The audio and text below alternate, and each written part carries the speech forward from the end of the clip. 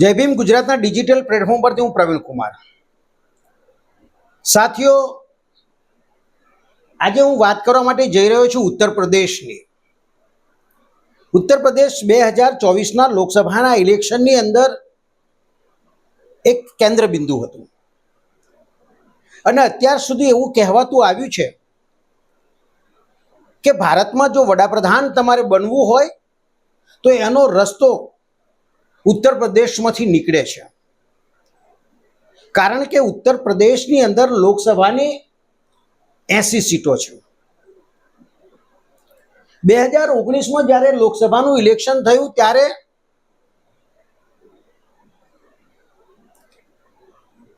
ઉત્તર પ્રદેશની 80 સીટોમાંથી 62 જેટલી સીટો ભારતીય જનતા પાર્ટીની પાસે હતી અને સમાજવાદી પાર્ટીએ માત્ર 5 સીટો જીતી હતી. 10 સીટો માયાવતીજી પાસે હતી અને નરેન્દ્રભાઈ મોદી પ્રધાનમંત્રી તરીકે વારાણસીથી જંગી બહુમતીથી ચૂંટાઈ અને તેઓ બીજી વખત 2019માં વડાપ્રધાન બન્યા. તે વખતે એમનો મુદ્દો હતો રામ મંદિર. હિન્દુઓના આરાધ્ય દેવ તરીકે ભગવાન શ્રી રામને અહીંયા અયોધ્યામાં એનું ભવ્ય મંદિર બનાવી અને ચૂંટણી જીતવાનો એક પોલિટિકલ એજન્ડા પણ હતો અને એ બેઝ ઉપર એમણે 2024નું ઇલેક્શન જીતવાનું નક્કી કરેલું. 2019માં કુમારી બહેન માયાવતીજી અને અખિલેશ યાદવનું ગઠબંધન હતું, પણ અખિલેશ યાદવનું કહેવું એવું હતું કે અમને ગઠબંધનથી ફાયદો ન થયો. પણ અખિલેશ યાદવમાં એક પરિવર્તન એ આવ્યું કે ડૉક્ટર બાબા સાહેબ આંબેડકરના વિચારધારાને એમણે મજબૂત રીતે આગળ વધારવાનું કામ અખિલેશ યાદવે શરૂ કર્યું છે, જેના ફળ સ્વરૂપ 2024ના ઇલેક્શનમાં સમાજવાદી પાર્ટીને લગભગ 37 જેટલી સીટો મળી અને આ સીટો અત્યાર સુધીના ઇતિહાસમાં કદાચ સૌથી વધારે સીટો હોઈ પણ શકે. મારી પાસે એકચ્યુઅલ આંકડો નથી, પણ મારું એવું માનવું છે, કારણ કે આ પ્રાદેશિક પક્ષો હતા. મારે આજે વાત કરવી છે અવધેશ પ્રસાદની. આ બહુ જાણીતો ચહેરો નથી રાજકારણમાં, પરંતુ 2024ના ઇલેક્શનનો આ વખતે મુખ્ય ચહેરો છે ઉત્તર પ્રદેશનો. એ એટલા માટે હું કહેવા માટે જઈ રહ્યો છે કે અયોધ્યા જે છે, ભગવાન રામનું જે જન્મસ્થળ છે, એ ભગવાન રામનું જન્મસ્થળ ફૈઝાબાદમાં આવે છે અને જે લોકસભાનું જે સીમાંકન છે અયોધ્યા, એ ફૈઝાબાદની સીટ ગણાવે છે. અને આ વખતે લોકસભાના ઇલેક્શનમાં સમાજવાદી પાર્ટીએ 31 જુલાઈ 1945ના રોજ અનુસૂચિત જાતિમાં જન્મેલા અવધેશ પ્રસાદને ફૈઝાબાદ એટલે કે અયોધ્યાની અંદર લોકસભાના ઉમેદવાર તરીકે પસંદગી કરી. અવધેશ પ્રસાદની ઉંમર 78 વર્ષની છે.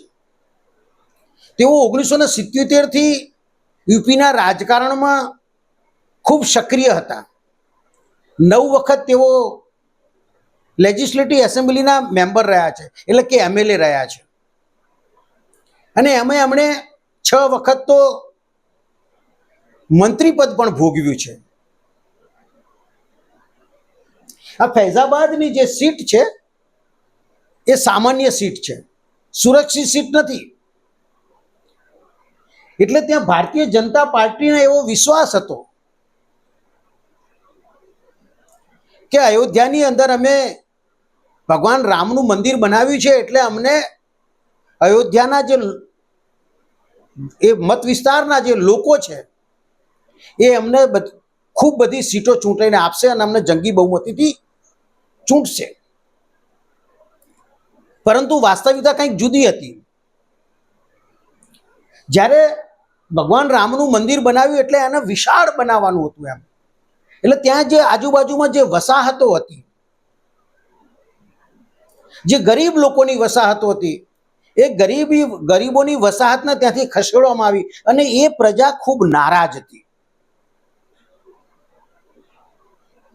આ અંડરકરન્ટ રાજનીતિનો હતો,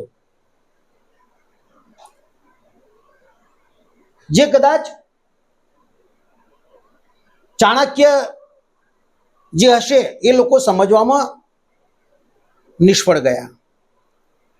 જ્યારે સમાજવાદી પાર્ટીએ અખિલેશ યાદવે આ અનુસૂચિત જાતિના અવધેશ પ્રસાદને 78 વર્ષના વયોવૃદ્ધને રામના જન્મ સ્થળે અયોધ્યામાં ઉમેદવાર તરીકે ઊભા રાખ્યા. એમની સામે સમાજવાદી પાર્ટીએ લાલુસિંહ નામના વ્યક્તિને ઊભા રાખ્યા અને બહુજન સમાજ પાર્ટીએ ત્યાં એમણે સચ્ચિદાનંદ પાંડેને ઊભા રાખ્યા. આ સચ્ચિદાનંદ પાંડે ભાજપના જ કાર્યકર્તા હતા, પણ છેલ્લી ઘડીએ તેઓ ભાજપમાંથી રાજીનામું આપી અને બીએસપીમાં આવ્યા અને બીએસપીએ એમને ફૈઝાબાદની ટિકિટ, લોકસભાની ટિકિટ આપી. લાલુસિંહ જે છે એ જ્યારે ત્યાં એમણે અયોધ્યામાંથી ઉમેદવારી નોંધાવી ત્યારે એમણે એક અસંવિધાનિક સ્ટેટમેન્ટ કર્યું. એ સ્ટેટમેન્ટ એવું હતું કે અમને જો 400 કરતાં વધારે સીટો મળે તો અમે આ સંવિધાન બદલી નાખીશું. આ સ્ટેટમેન્ટ ફૈઝાબાદના ઉમેદવાર, ભાજપના ઉમેદવાર લલ્લુસિંહનું હતું. હા, મેરઠના અરુણ ગોયલ જે રામની ભૂમિકા જે રામાયણ સિરિયલનો, એમણે પણ આ સ્ટેટમેન્ટ આપેલું 400 સીટોનું. પરંતુ સમાજવાદી પાર્ટીએ ખૂબ ધૈર્યતાથી કામ લીધું અને પીઢ નેતા, અનુભવી નેતા ઉપર ભરોસો અને વિશ્વાસ મૂક્યો અને ભરોસો અને વિશ્વાસ મૂકવાના કારણે 5,54,289 વોટ, એટલે કે લગભગ 58% જેટલું, 48% વોટિંગ એ અવધેશ પ્રસાદને તરફેણમાં ગયું. અને જેમણે સંવિધાન બદલવાની વાતો કરતા હતા એ લલ્લુસિંહને 4,99,000 જેટલા વોટ મળ્યા અને સચ્ચિદાનંદ પાંડે જે બીએસપીના હતા એને 46,407 વોટ મળ્યા. એટલે અવધેશ પ્રસાદ ફૈઝાબાદની સીટ ઉપરથી વિજય બન્યા અને ભાજપના જે લલ્લુસિંહ હતા એનો રકાસ થયો.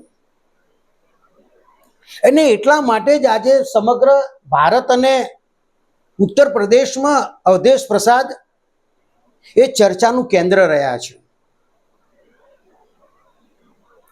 એમની રાજકીય કારકિર્દી ખૂબ લાંબી છે.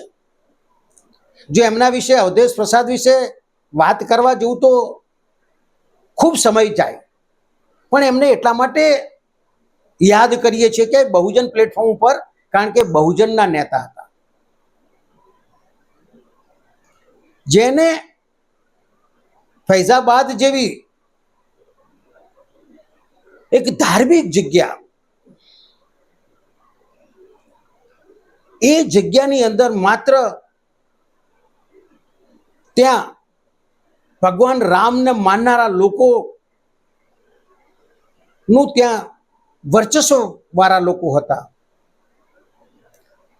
રામને માનનારા તો બધા જ છે ભારતમાં, તેમ છતાં પોલિટિકલ માહોલ જે ઊભો કર્યો, રાજકીય માહોલ, પણ એમણે ધીરતા, ગંભીરતા, શાલીનતા, સભ્યતા, જે બુદ્ધના ગુણો છે એ અવધેશ પ્રસાદમાં હતા. કારણ કે ભારતનો બહુજન આમ તો બૌદ્ધિસ્ટ છે અને એ ઉત્તર પ્રદેશનો એ સમગ્ર વિસ્તાર તો બુદ્ધનો વિસ્તાર કહેવાય છે. એટલે સ્વાભાવિક છે કે એમનામાં બુદ્ધના પંચશીલના ગુણો હોય. એટલે સાથીઓ, આ અયોધ્યાની સીટ ઉપરથી અયોધ્યા અવધેશ પ્રસાદ લોકસભાના મેમ્બર તરીકે ચૂંટાઈ આવ્યા છે.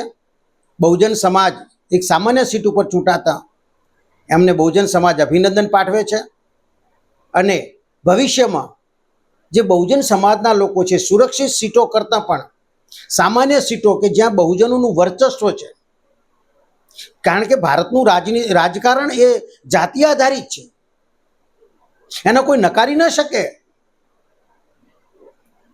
તો આગામી દિવસોમાં આપણે ખૂબ આગળ વધીએ એવી આશાના અપેક્ષા સાથે અવધેશ પ્રસાદને ખૂબ ખૂબ અભિનંદન બહુજન તરફથી. અને 18મી લોકસભામાં તેઓ બહુજનોનો પક્ષ રાખશે એવા આશા અને વિશ્વાસ સાથે જય ભીમ, નમો બુદ્ધાય.